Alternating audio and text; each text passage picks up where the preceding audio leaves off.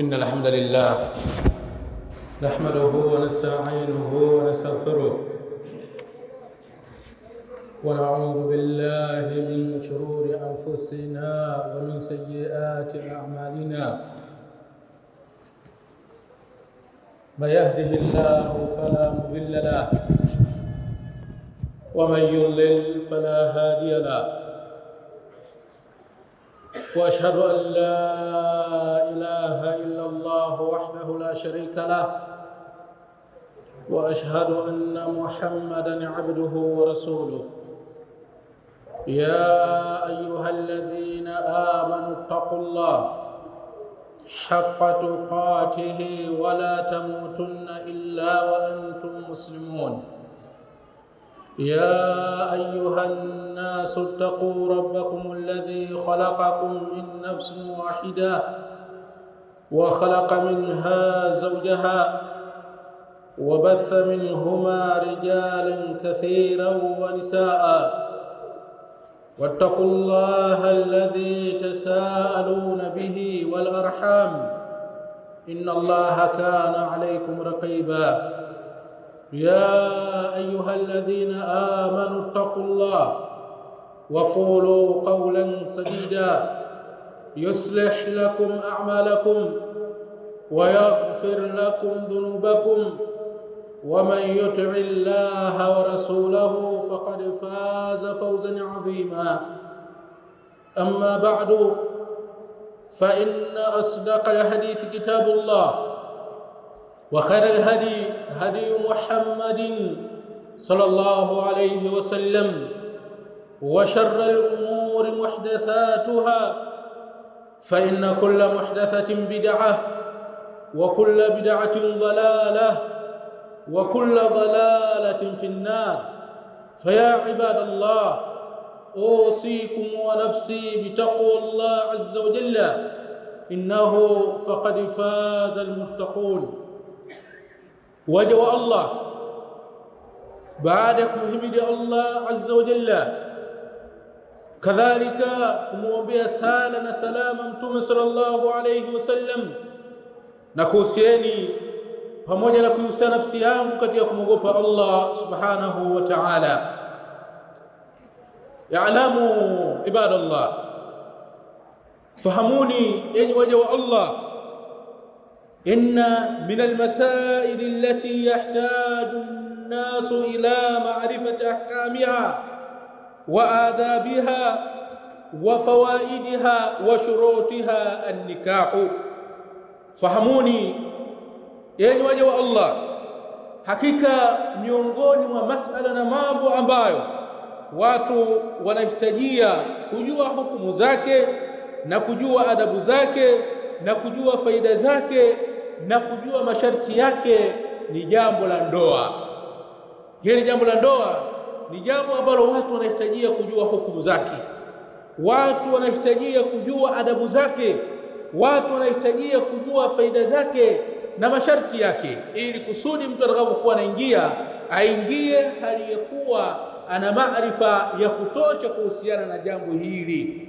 Walidhalika yajibu ala kulli man yuridu az-zawaja min ar-rajuli wal mar'a an yata'allama tilkum al-umur hatta ya'rifa ma lahu wa ma alayhi.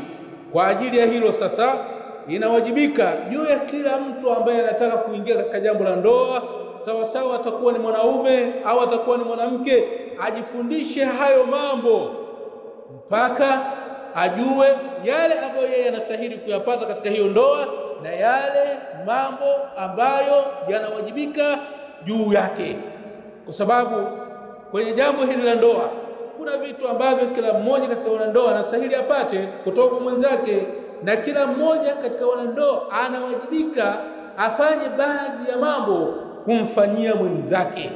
Fannikahu amrun diniyun shar'iyyun, hili jambo la ndoa ni jambo la dini na ni jambo la kisheria, kwa sababu dini ya Kiislamu imehimiza juu ya hili jambo. Qala Allah ta'ala, amesema Allah subhanahu wa ta'ala, wa ankihu al-ayama minkum was-salihina min ibadikum wa imaikum in yakunu fuqara yughnihimullahu min fadli wallahu wasi'un alim. Waozesheni wale wasiokuwa na wake wala waume katika ninyi. Kama mtu katika ninyi hana mke, aozeshwe. Kama mmoja katika waislamu wanawake hana mume, aozeshwe.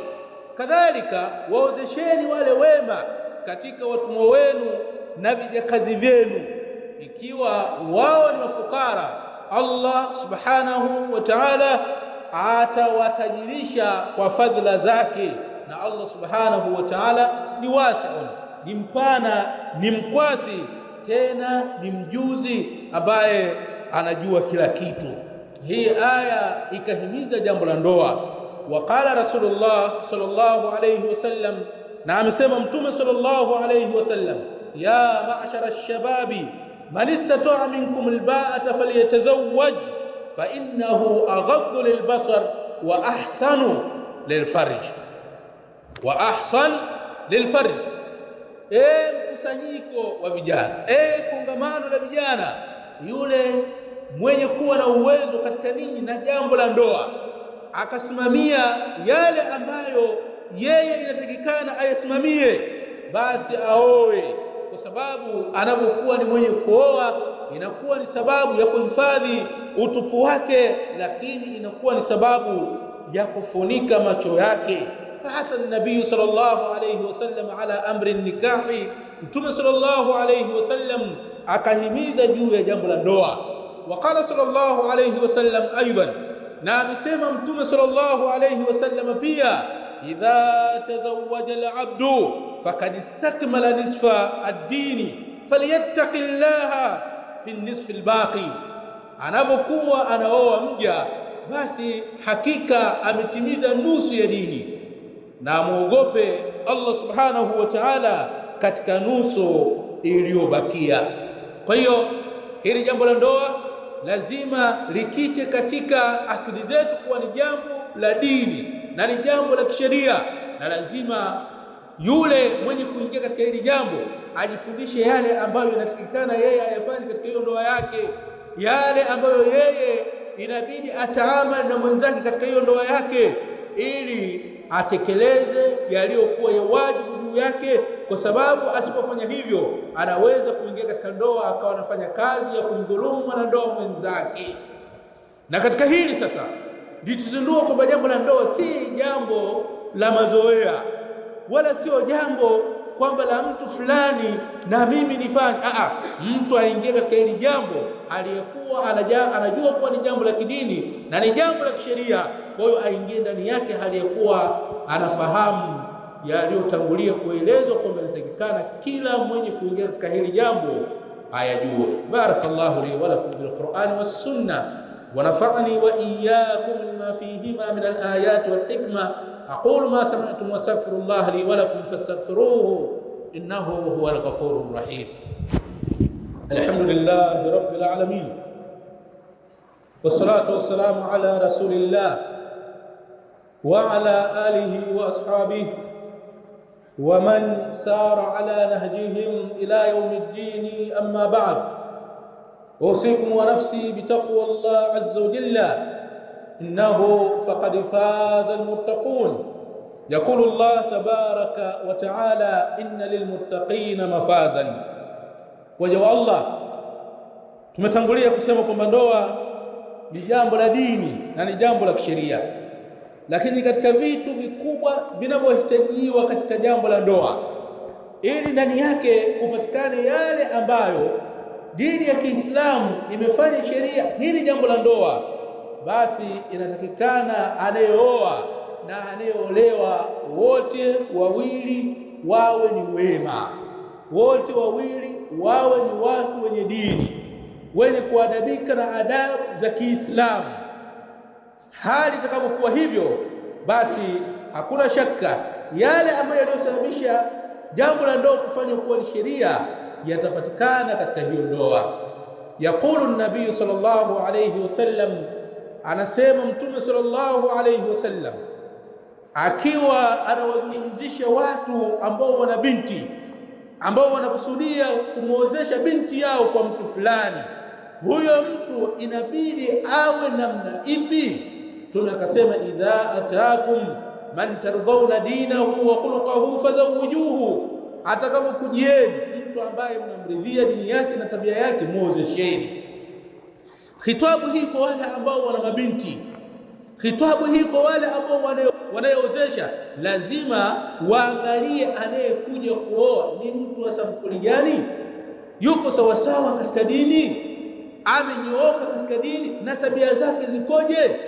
Kuna baadhi ya wakati wale wenye amana ya kuozesha binti wanakuwa wanaghafilika. Mtu anakuja, inawezekana anakuja kwa sura ya dini, lakini bila kujua kwamba huyu mtu amesalimika vipi. Wanamuozesha, kinachotokea si ajabu, wanamchukua binti yao wanamuozesha kwa mtu katika mahajawira, au wanamuozesha kwa mtu ambaye hajasimama vizuri katika dini, na si ajabu wakamchukua binti yao wakaenda kumuozesha mtu ambaye tabia yake haiko sawa sawa. Kwa hiyo kuna faida kubwa ya kumfahamu anayeoa ni mtu wa sampuli gani, dini yake ikoje na tabia zake zikoje. Halafu katika hili Waislamu wafahamu kwamba wewe unapokuwa unamuozesha binti yako, dada yako, na yule ambaye wewe una mamlaka ya kumuozesha, yule unayemuozesha kwa mwanaume anaenda kuwa kama mateka, kama ambavyo Mtume sallallahu alayhi wasallam alivyoliashiria hilo, kwamba wanawake ni kama mateka kwa wanaume. Kwa lazima watu waangalie namna gani wataozesha mabinti zao. Lakini si hilo tu, bali Mtume sallallahu alayhi wasallam akatoa mwongozo kwa mtu anapokuwa anakusudia kuoa. Kuna mengi ya kumfanya yeye achague mke wa kuoa, lakini Mtume sallallahu alayhi wasallam akatoa maelekezo kwa yule ambaye anataka kuoa, akasema fadhfar bidhati dini taribati yadaka.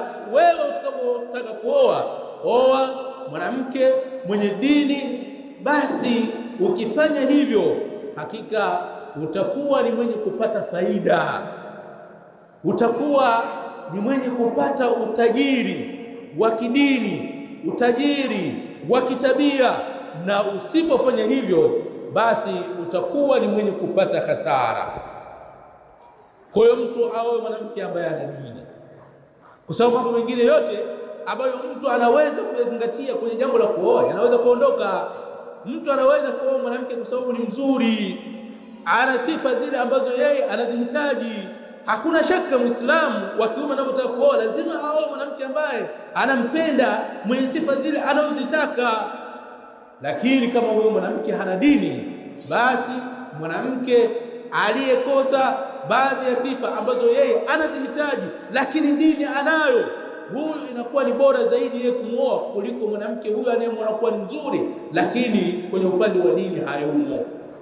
Na watu hili walifahamu kwamba watu wanapokuwa wanatumbiana, kuna maneno ambayo yanakuwa yanapita baina yao, maneno ya kuonyesha mahaba na mapenzi, ahadi zinakuwa kem, lakini wewe kumbuka, vyovyote mwanamke atakapokuwa mzuri, atakapokuwa ameingia ndani, utakaa naye wiki moja, wiki mbili, mwezi, utamchukulia kuwa ni wa kawaida. Utakapokuwa umemchukulia kuwa ni wa kawaida, atakapokuwa amekosa dini, hapo ndugu yangu hakuna ndoa. Lakini utakapokuwa umeoa mwanamke pamoja na kuzingatia sifa zako unazotaka kwa yule mwanamke, lakini dini akawa nayo, hakuna shaka lazima maisha yenu yatakuwa ni maisha ya utulivu, maisha ya huruma, maisha ya upendo, kwa sababu kila mtu atakuwa anajua kinachowajibika yeye kukifanya kwa mwenzake. Lakini vile vile mwanamke ambaye wewe unaenda kumuoa au ni mwanamke ambaye ana mapenzi, lakini si hilo tu, awe na asili ya kuzaa kama anawahi kuolewa, na katika hii asili ya kuzaa kama hajawahi kuolewa, unaweza kuangalia dada zake kwa wadogo na mfano wa vitu vya namna kama hivi. Utakavyoona dada zake wamekuwa wadogo, shangazi zake na wale katika ndugu zake wana asili ya kuzaa sana, nenda kwa mwanamke huyo, kama vile ambavyo Mtume sallallahu alayhi wasallam alipotoa maagizo hayo faqala, akasema tazawwaju alwaduda alwaluda fa inni mukathirun bikum al-umama yawm al-qiyamah. Oweni wanawake wapenzi, wanawake ambao wanazaa sana, hakika mimi nitajifakharisha kwa wingi wenu kwa nyimati zingine siku ya kiyama. Kwa hiyo katika wanawake bora ni mwanamke ambaye anazaa sana, na hii si dosari na wala sio jambo la kumlaumu mtu kwamba huyu vipi anakubali kuzaa kila baada ya miaka miwili, anazalishwa kila baada ya miaka miwili anazalishwa, kama inavyopatikana kwa baadhi ya kina dada wanapokuwa katika hali kama hiyo wanakuwa wananyoshewa vidole. Hapana, sisi kama Waislamu, jambo la mwanamke kuzaa sana ni jambo ambalo tunalihitajia, kwa sababu kama ndoa ni masalafi, hakuna shaka tutaongeza umma wa kisalafi. Pia wanasunna watakuwa ni wengi, wale wenye mshikamano wa Uislamu wa sawasawa watakuwa ni wengi. Ibadallah, yani waja wa Allah, idha kana az-zawjaini kadhalika, watakapokuwa wanandoa wawili wako hivi, mume ana dini ana tabia njema, mke ana dini ana tabia njema, tahsulu al-ishratu bil ma'rufi, hapa patapatikana watu kuishi kwa wema, patapatikana watu kuishi kwa uzuri, wasuhbatul jamila, kadhalika patapatikana kusuhubiana kuliko kwa kuzuri, allati amara Allah biha, kusuhubiana ambapo Allah subhanahu wa ta'ala ameamrisha katika kitabu chake. Faqala, Allah akasema, wa'ashiruhunna bil ma'rufi, ishina hao wanawake kwa wema. Hii ni amri ya Allah subhanahu wa ta'ala, wanaume waishi na wanawake kwa wema, wasuhubiane nao kwa uzuri. Haina maana kwamba wewe unapokuwa unamwoa mwanamke umtabisha, hapana, uishi naye vizuri kwa hali yako yoyote utakayokuwa nayo, hata kama uchumi wako ni mdogo, lakini mwanamke ukiishi naye vizuri, ukawa unamjali, maneno yako yakawa mazuri kwake, matendo yako yakawa mazuri kwake, hakuna shaka huyu mwanamke atatulia kwako na ataishi na wewe katika hali ya uzuri. Kwa ajili ya hili Mtume sallallahu alayhi wasallam, ukiangalia namna alivyokuwa na taamali na wake zake, hili linakuwa linadhihirika kwa uwazi kabisa. Kwa katika hili sisi tunatakana tusome sira ya Mtume sallallahu alayhi wasallam, namna ambavyo yeye alivyokuwa anataamali na wake zake. Lakini vile vile Allah subhanahu wa ta'ala akasema katika Qur'an, walahunna mithlu alladhi alayhinna bil ma'ruf, na wanastahili wao wanawake kufanyiwa kama vile inavyowajibika wao kufanya baadhi ya mambo kwa waume zao kwa wema. Kwa kama vile ambavyo wewe mwanaume unataka ufanyiwe vizuri, utekelezewe haki zako na mkeo, basi hakikisha kwamba na wewe unayafanya hayo kwa huyo mkeo, maneno yako yawe mazuri. Kuna baadhi ya watu wana maneno mabaya kwa wake zao, maneno yasiyokuwa ya kujenga, bali maneno ya kubomoa na kuvunja moyo. Na baadhi ya watu wana maneno yaliyokuwa ya uovu kwa wake zao, matusi na mfano wa vitu namna kama hiyo. Lakini vile vile kuna baadhi ya wanaume wana vitendo visivyokuwa vizuri kwa wake zao. Haya mambo hayatakikani kwa kuwa Muislamu kuyafanya kwa mkeo. Kwa hiyo wewe kama vile unavyotaka ufanyiwe vizuri na mkeo, basi hakikisha na wewe huyo mwanamke unamfanyia vizuri. Kwa hiyo haya mambo ya kuishi kwa vizuri hayawezi kupatikana isipokuwa mume atakapokuwa mwema na mke atakapokuwa mwema. Haya ikosekana kwa ndoa, maisha hayawezi kuwa ni maisha ya utulivu. Na ndio maana bila kuzingatia haya mambo, talaka zimekuwa ni zenye kukithiri mno. Talaka zimekuwa ni nyingi. Haina maana kwamba kila watu wanapokuwa wanaachana wanakuwa ni waovu, hapana. Lakini kwa asilimia kubwa hizi talaka zinakuwa nyingi kwa sababu watu wanaingia katika hili jambo kwa kuangalia maslahi mengine basi na kutunga jambo la dini. Kwa hiyo muoaji anapoenda kuoa aangalie dini ya mke anaenda kumwoa na mwanamke anapoolewa. Ninyi wasimamizi wa mwanamke, angalieni nani mwanamwozesha.